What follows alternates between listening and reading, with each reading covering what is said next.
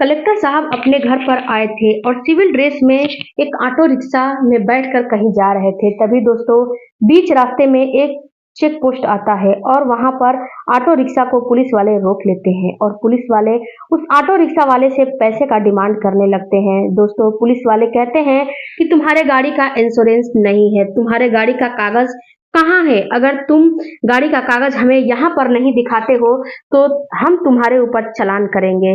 दोस्तों auto rickshaw वाला कहता है कि साहब मुझे माफ कर दीजिए, मुझसे गलती हो गई है, आगे से ऐसा काम मैं नहीं करूंगा। हमारे पास कागज तो है लेकिन कागज घर पर छूट गया है। पुलिस वाले मानते नहीं हैं क्योंकि पुलिस वालों की दादागिरी कभी कभी चलने लगती है।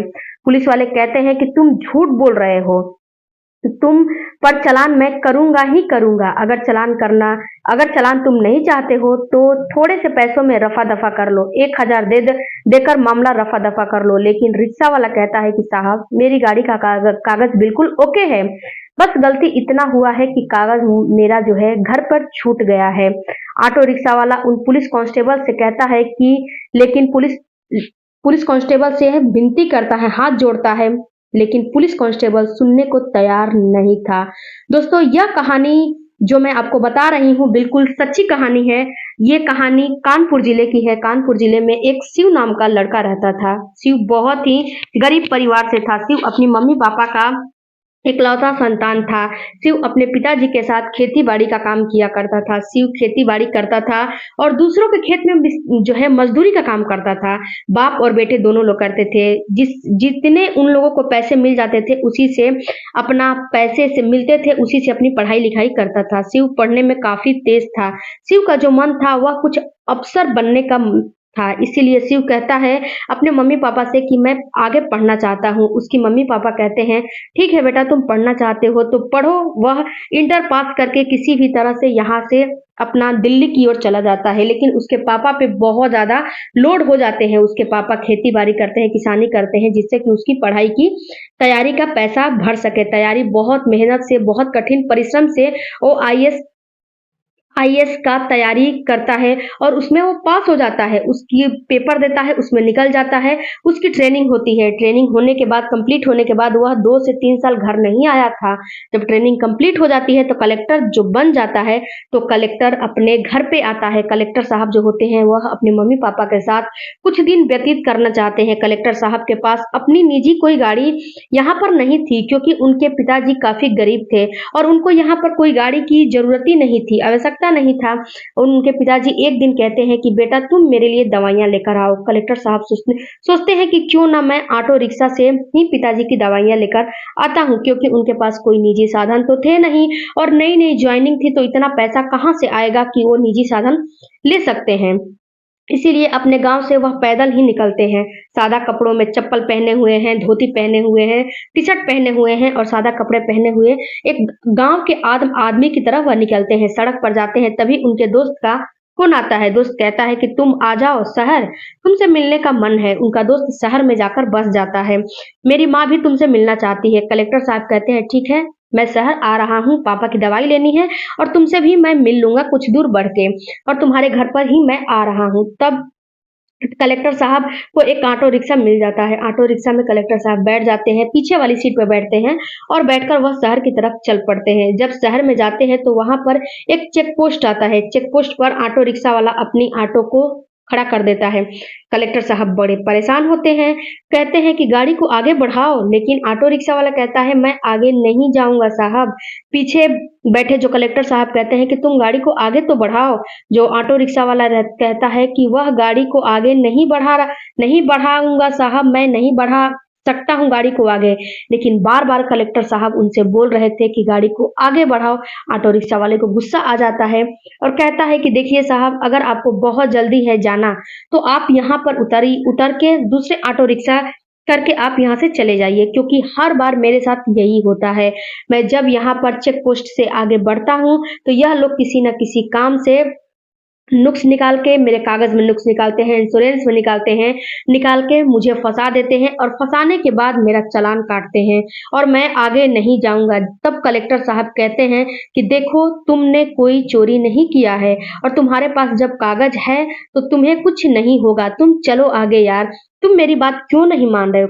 कलेक्टर साहब उस पे दबाव बनाने लगते हैं, उसको फ़ोर्स करने लगते हैं। अगर पुलिस वाले तुमसे पैसा लेंगे तो तुमने जो तुमको पैसा देना चाहिए मैं पैसा दूँगी तुम्हारे हिस्से का, तुमने कोई गलतियाँ नहीं करो किया है, मैं भरूँगा, तुम परेशान मत हो, तुम आगे चलो। लेकिन जो ऑटो रिक्शा वाला होता है, वह कलेक्टर साहब पर गुस्सा होने लगता है। कलेक्टर साहब काफ़ी सोच में पड़ जाते हैं और थोड़ी देर बाद ऑटो रिक्शा वाले को अपने पास बुलाते हैं और कहते हैं कि देखो, जब सब चीज़ तुम्हारे पास है, सब चीज़ तुम्हारा ठीक है, तो वह लोग तुम्हें परेशान नहीं करेंगे। तुम चलो और तुम्हारा यह अधिकार है कि तुम गलत नहीं हो, तुम्हें कोई पैसा नहीं देना पड़ेगा, तुम मेरे ऊपर भरोसा रखो, तुम्हारी गारंटी मैं लेता हूँ और देना पड़ेगा तो उसका पैसा मैं दूँगा। जितना लोग माँगेंगे उतना मैं दूँगा। ऑटो रिक्शा वाला कहता है कि देखो, मैं कल अपना रिक्शा साफ कर रहा था, मेरा जो कागज़ है वह घर पर ही छूट गया है और मैं आगे जाऊँगा तो लोग कागज़ माँगेंगे, तो मैं बोलूँगा कि घर पर छूट गया है तो वह लोग मानेंगे नहीं और मुझे झूठ-मूठ का परेशान करने लगेंगे। तब कलेक्टर साहब कहते हैं कि अच्छा यह बताओ कि यह गाड़ी तुम्हारे पास है, तुम्हारे नाम से तो है ना? और इंश्योरेंस जो है तुम्हारे नाम से है ना? तब ऑटो रिक्शा वाला कहता है कि जी साहब, हर एक चीज़ मेरे नाम से है और मेरी गाड़ी बिल्कुल ओके है, आपको हर चीज़ ओके मिलेगा मेरे पास। मेरा कोई भी धांधली नहीं है और कोई भी मेरी गाड़ी में परेशानी नहीं है। तब कलेक्टर साहब कहते हैं कि तब तुम बेझिझक और बेडरे हुए आगे बढ़ो, हम तुम्हारे साथ हैं। इसके बाद रिक्शा वाला भी मजबूर हो जाता है, कहता है ठीक है चलो आपका भी मैं देख लेता हूँ। वैसे तो मैं नौटंकी पुलिस वालों का रोज़ देखता हूँ, आज आपके साथ देख लेता हूँ ये लोग क्या करते हैं। और जब आगे गाड़ी बढ़ता है तो इस तरीके से बैरियर के पास पहुँचता है तो वहाँ पर 3 से 4 कांस्टेबल रहते हैं और वो लोग कहते हैं कि गाड़ी को एक साइड में लगा लो और कहते हैं कि गाड़ी का कागज़ दिखाओ। कांस्टेबल एक आता है, एक उसमें से कांस्टेबल आता है, कहता है कि अपनी गाड़ी का कागज़ दिखाओ। तब रिक्शा वाला कहता है कि देखिए साहब, गाड़ी का कागज़ मेरे पास है, लेकिन वह कागज़ मेरे घर पे छूट गया है। उसके बाद जो कांस्टेबल होता है वह अपना मोबाइल खोलता है, मोबाइल में कुछ देखता है और कहता है तुम्हारे गाड़ी का इंश्योरेंस नहीं है और कहता है कि तुम्हारा कागज़ भी सही नहीं है, तुम झूठ बोल रहे हो, तुम्हारे पास कागज़ नहीं है, तुम गलत तरीके से ऑटो चला रहे हो। ऑटो रिक्शा वाला जो होता है उसके ऊपर ब्लेम लगाने लगता है ये जो कांस्टेबल होता है और कहता है कि तुम्हें पैसा तो देना ही पड़ेगा, नहीं तो मैं तुम्हारा चालान काट दूँगा। रिक्शा वाला हाथ जोड़ता है और कहता है साहब मुझे छोड़ दीजिए, मुझसे गलती हो गई है, मुझे कागज़ लेकर मैं आऊँगा, कल आपको कागज़ दिखा दूँगा या फिर अभी मुझे जाने दीजिए, मैं कागज़ लेकर आता हूँ और आपको दिखा दूँगा, मेरी गाड़ी ओके है, इसमें कोई कमी नहीं है। तब पुलिस वाला कहता है कि देखो, अभी पूरा सारा कागज़ अभी दिखाओ, कहीं तुमको मैं जाने नहीं दूँगा या फिर चालान का पैसा दो, नहीं तो 1000 और यहाँ से दो और यहाँ से मामला रफ़ा-दफ़ा करो, नहीं तो मैं चालान तुम्हारा काटूँगा और उसमें मैं तुम्हें फँसा दूँगा। मैं तुम्हें छोड़ूँगा नहीं और जब चालान काटूँगा तो तुम्हें ज़्यादा पैसा देना पड़ेगा, ये तो तुम्हें पता है। ऑटो रिक्शा वाला कहता है साहब मैं अभी-अभी सुबह-सुबह घर से निकला हूँ, अभी तो 100 रुपए की कमाई भी नहीं किया हूँ, तब मैं तो आपको 1000 कहाँ से दे दूँगा? तब पुलिस वाला कहता है कि अरे आज अभी कमाई नहीं किए हो ना, दिन भर करोगे ना, कल की कमाई मुझे होगी तो दे दो। ऑटो रिक्शा वाला कहता है साहब इसी गाड़ी से मेरी घर गृहस्थी, मेरे बीवी बच्चे का खर्चा चलता है, कल का जो कमाई था मेरा खत्म हो गया है। तब ऑटो रिक्शा वाले को पुलिस वाले धमकी देना शुरू कर देते हैं। तब ऑटो रिक्शा वाला कहता है कि मैं आपको पैसा नहीं दूँगा और इतना सुनने के बाद पुलिस जो कांस्टेबल होता है उसका बहुत गुस्सा आ जाता है, हाइपर हो जाता है और वह ऑटो रिक्शा वाले को गाली-गलौज करने लगता है और उसको 2-4 चमाटे जड़ देता है। इसके बाद जो पीछे बैठे कलेक्टर साहब थे, सारा तमाशा देख रहे थे। तब कलेक्टर साहब बोलते हैं कि सुनो, यहाँ पर तुम्हारी ड्यूटी किसने लगाई है और तुम्हें चालान काटने का अधिकार किसने दिया है? या तो ट्रैफिक पुलिस का अधिकार है, ये तुमको यहाँ पर कौन चालान काटने का अधिकार दिया है? तुम किस हक से चालान काट रहे हो? तब जो पुलिस कांस्टेबल होता है उसको और भी ज़्यादा गुस्सा आ जाता है और वह कलेक्टर वह साहब को समझता है कुछ समझता कि ये है कलेक्टर ही नहीं। साहब ऐसे ही कोई नॉर्मल गांव का आदमी है और यह किसी काम से शहर के लिए जा रहा है और उसको गुस्सा आता है और कलेक्टर साहब को सीट से उतारता है। जो ऑटो रिक्शा वाला था उसके पीछे वाले सीट पे कलेक्टर साहब बैठे रहते हैं। उनको उतार के, उनका कॉलर पकड़ के उनको 2-4 तमाचे खींच के लगाता है और कहता है कि मैं तुम्हें यहाँ नहीं समझाऊँगा, मैं तुम्हें पुलिस स्टेशन लेकर जाऊँगा। और जो कांस्टेबल होता है उससे और कलेक्टर साहब दोनों को, वह वर्दी वाला जो कांस्टेबल होता है, दोनों वहां से उतारता है और लेकर जाने लगता है। कलेक्टर साहब कहते हैं कि आप लोगों को वर्दी दिया इसीलिए गया है क्या कि आप लोग वर्दी पहन के दूसरे को धमकी देंगे और आम जनता को परेशान करेंगे? क्या आप लोग को ट्रेनिंग में और शपथ में यही सब सिखाया गया है कि आप लोग यही करेंगे? वह जो कांस्टेबल होता है और भी उसको गुस्सा आने लगता है और ऑटो रिक्शा वाले को और कलेक्टर साहब दोनों को थाने लेकर जाता है। उसको काफ़ी ज़्यादा गुस्सा आ रहा था। जब कलेक्टर साहब थाने जाते हैं तो वहाँ का जो एक सिपाही था वह कलेक्टर साहब को पहचान लेता है, उसी थाने का सिपाही, और कलेक्टर साहब के पास आता है और उनको सैल्यूट करने लगता है। कहता है कि आप यहाँ कैसे आए साहब, और यह भी गिरफ्तार होकर? ये कैसे हो सकता है? वह कांस्टेबल से कहता है कि तुमने इन्हें गिरफ्तार किया है? तब कलेक्टर साहब कहते हैं कि तुम चुप रहो, यह कुछ नहीं हो रहा है, यहाँ कुछ गलतफहमियां हैं, अभी दूर हो जाएंगी। जो कांस्टेबल होता है उनको गिरफ्तार करके लाया था, वह बहुत परेशान हो जाता है। वह ऊपर नीचे देखने लगता है कि हमारे ही थाने का सिपाही उनको सैल्यूट कर रहा है, आखिर यह है कौन? तब जो कलेक्टर साहब होते हैं वह सारे सिपाहियों को और कांस्टेबल को एक जगह इकट्ठा कर लेते हैं और सबको बुलाते हैं। जो कांस्टेबल पकड़ के लाया था उसको, वो सोच पे मजबूर हो जाता है और उसके पैरों के नीचे से जमीन खिसक जाती है। वह यह तो कुछ नहीं समझ पा रहा था कि यह अधिकारी है या फिर यह कौन है जो भेष बदल के आया हुआ है। जो कलेक्टर साहब होते हैं सभी को इकट्ठा करके और कहते हैं कि क्या आप लोगों को यही सिखाया जाता है? अपने वर्दी का धौंस दिखाना, अपने वर्दी का गलत इस्तेमाल करना, गरीब लोगों को लूटना। वह जो ऑटो रिक्शा वाला है वह भी बहुत जो है परेशान हो जाता है। कलेक्टर साहब कहते हैं कि ऑटो रिक्शा वाला वह दिन भर में 1000 भी नहीं कमाता है और आप लोग चुटकियों में बिना मेहनत किए हुए 1000 कमा लेते हैं।